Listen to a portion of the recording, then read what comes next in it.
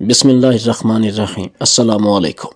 اعتزاز حسن کہتے ہیں کہ انصاف کسی بھی معاشرے کے لیے ریڑھ کی ہڈی کی حیثیت رکھتا ہے۔ جس معاشرے میں انصاف ختم ہو جائے تو اس معاشرے کو ختم ہونے میں زیادہ وقت نہیں لگتا۔ یہ 1945 کی بات ہے جب ضلع شاہپور میں ایس پی اور ڈپٹی کمشنر بیٹھتے تھے۔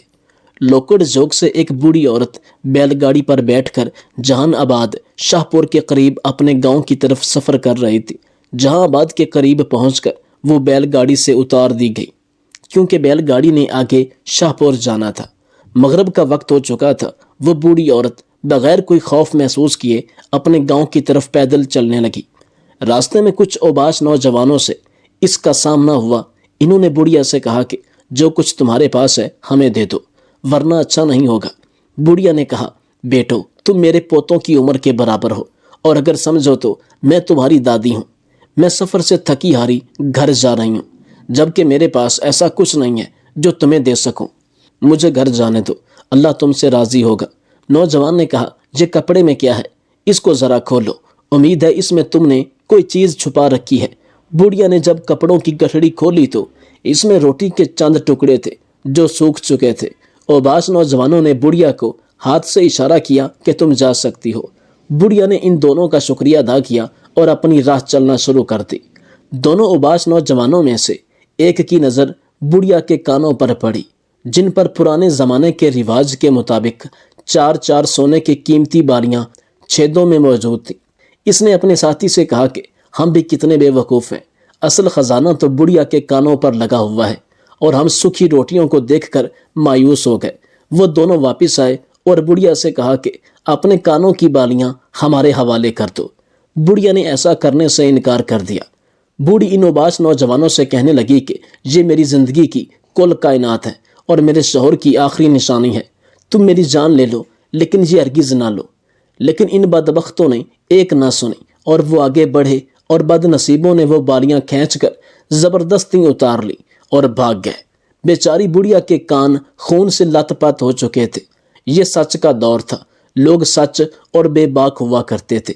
وہ بوڑھی عورت اپنے گاؤں نہ گئی بلکہ شاہپور کی طرف روانہ ہوئی، اس حالت میں کہ اس کے کانوں سے خون بہ رہا تھا اور کپڑے بھی خون سے بھر چکے تھے۔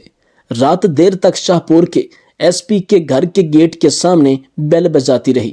چوکیدار کافی دیر بعد آیا تو بڑھیا نے کہا، مجھے ایس پی صاحب سے ملنا ہے۔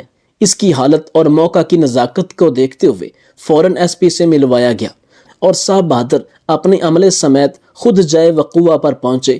ادھر ایک کیمپ لگایا اور اس وقت تک اسی جگہ ٹھہرنے کا فیصلہ کیا جب تک اس علاقے کی پولیس مجرم کو پکڑ کر نہ لے آئے۔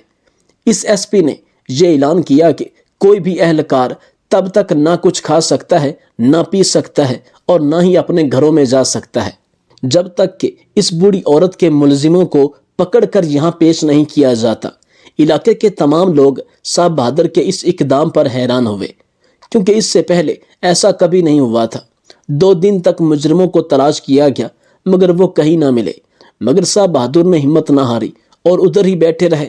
گاؤں والوں کے نمبردار نے پولیس، ایس پی اور دیگر عملے کے لیے کھانے کی پیشکش کی تو یہ ایس پی غصے ہو گیا۔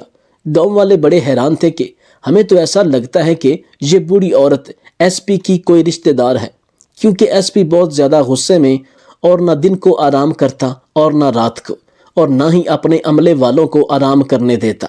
بس ان ملزموں کو پکڑنے کی مختلف ترکیبیں سوچنے لگا اور آخرکار اس صاحب بہادر نے ملکہ برطانیہ کی تصویر والا سونے کے ایک قیمتی سکے میں سوراخ کروایا۔ ایک ماہر سنار نے اس میں سوراخ کیا اور پھر سکے میں دھاگا ڈالا۔ ایک بکری کے گلے میں وہ سکہ ڈال دیا گیا اور حکم دیا کہ اس بکری کو چھوڑ دو، یہ جہاں مرضی چلی جائے۔ بکری نے ایک سمت میں چلنا شروع کیا۔ وہ چلتی ہے اور ایک مخصوص فاصلے پر کچھ پولیس کے اہلکار بھی اس کے پیچھے چلتے رہے۔ کافی دیر بعد وہ بکری ایک پرانی سی حویلی کے باہر کھڑی ہو گئی اور زور زور کی آوازیں نکالنے لگی۔ اہلکاروں نے دیکھا کہ پرانی حویلی سے 2 نوجوان باہر آئے۔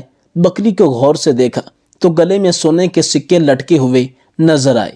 اہلکاروں نے جلدی سے ان دونوں کو پکڑ لیا اور صاحب بہادر کے پاس لے آئے۔ صاحب بہادر سے پوچھا گیا کہ آپ نے بکری کے گلے میں سونے کے سکے کیوں ڈالے؟ اس نے بتایا کہ یہ ایک خاص نسل کی بکری ہے، اس کے گلے میں سونا تھا، یہ اسی سمت میں ہی گئی جہاں قدیم سونا موجود تھا۔ بڑھیا کے کانوں کی بالیاں بھی قدیم سونے سے بنی ہوئی تھی، اس لیے مجرموں کو پکڑنے میں آسانی ہوئی۔ صاحب بہادر نے ان دونوں مجرموں سے پوچھا کہ اپنی سزا خود ہی منتخب کرو۔ دونوں سر جھکا کر کھڑے رہے اور کوئی بھی جواب نہ دے سکے۔ یہ ایس پی بھی خاموش ہو گیا اور نہ جانے اپنے دماغ میں کیا سوچ رہا تھا۔ اچانک صاحب بہادر نے ایک آدمی کو حکم دیا کہ علاقے بھر میں منادی کرا دو کہ آج فلاں مقام پر ایک بہت بڑا میلہ لگے گا۔ میلے کا نام سنتے ہی گاؤں کے لوگوں کا ہجوم اس ریت کے ٹیلے پر جمع ہونے لگا۔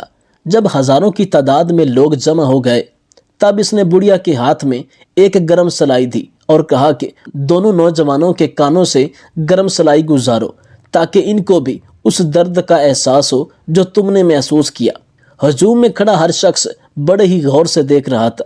جب وہ دونوں درد سے چلا رہے تھے، ایس پی نے میلے کا نام صرف اس لیے لیا کہ لوگوں کو اکٹھا کیا جا سکے اور ان دونوں کو سزا دیتے وقت ہر آدمی یہ دیکھ لے کہ اگر کوئی چوری یا بدکاری کرے گا تو اس کی سزا کیا ہوگی۔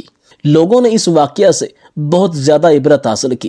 اس کے بعد ایس پی نے مستقل طور پر وہ سونے کا سکہ اس بکری کے گلے میں ڈال دیا اور حکم دیا کہ آج کے بعد اس بکری کو کوئی بھی نہیں باندھے گا، یہ جہاں مرضی گھومے پھرے۔ جس بڑے سے بڑے چور ڈاکو میں ہمت ہے تو اس بکری کے گلے سے یہ سونے کا سکہ اتار کر دکھائے۔ کہتے ہیں کہ کئی سال تک وہ سونے کا سکہ بکری کے گلے سے کوئی شخص اتار نہ سکا کیونکہ سب نے ان دو چوروں کا انجام دیکھ لیا تھا۔ اعتزاز احسن کہتے ہیں کہ صد افسوس کہ آج ہوا کی بیٹی اس ملک میں محفوظ نہیں ہے۔ معصوم بچے زیادتی کے بعد قتل ہو رہے ہیں۔ معصوم بچوں کے سامنے ان کی ماں پر تشدد کیا جاتا ہے اور ریپ ہوتا ہے۔ 3 معصوم بچوں کے سامنے اندھا دھند فائرنگ کر کے ان کے والدین کو مار دیا جاتا ہے۔ ڈیوٹی پر موجود ایک پولیس اہلکار کو اڑا دیا جاتا ہے جس کے ثبوت بھی سامنے آئے مگر کچھ نہ ہو سکا۔ مجرم وکٹری کا نشان بنا کر عدالت سے نکلتا ہے مگر عوام ہے کہ خاموش اور بے حس ہو کر اپنی باری کا انتظار کر رہے ہیں۔ ہر کوئی اسی خوف میں مبتلا ہے کہ ان کی باری کب آئے گی۔ خدا را اپنی نسلوں کو بچانے کے لیے آپ ہی کو کچھ کرنا ہوگا ورنہ بہت دیر ہو جائے گی۔ نیلسن منڈیلا نے بالکل سچ کہا تھا کہ غربت کو صرف انصاف سے ختم کیا جا سکتا ہے اور اللہ تعالیٰ نے قرآن پاک میں واضح فرمایا ہے۔ علامہ اقبال فرماتے ہیں کہ خدا نے آج تک اس قوم کی حالت نہیں بدلی، نہ ہو خیال جس کو آپ اپنی حالت کے بدلنے کا۔ آپ سے گزارش ہے کہ ہمارے چینل کو لائک، شیئر اور سبسکرائب کیجیے۔ اللہ حامی و ناصر۔